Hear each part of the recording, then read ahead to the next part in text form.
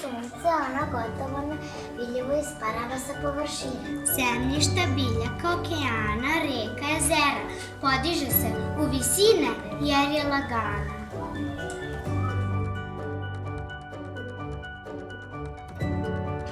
Tamo je hladno pa se ohladi i kondenzuje, zgušnjava stvarajući oblake. Oblaci zatim vraćaju vodu na zemlju u vidu kiše, snega ili grada na tlo. Ona se dalje sliva u mora, reke, jezera, kroz zemljište.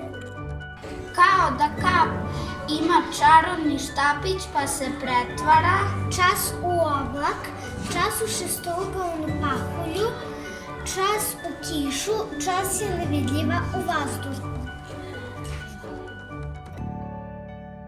Tako se voda neprestano reciklira putujući sa površine zemlje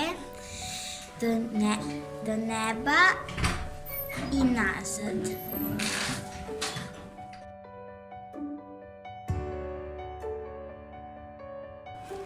Voda nikada ne nestaje, već kruži u prirodi.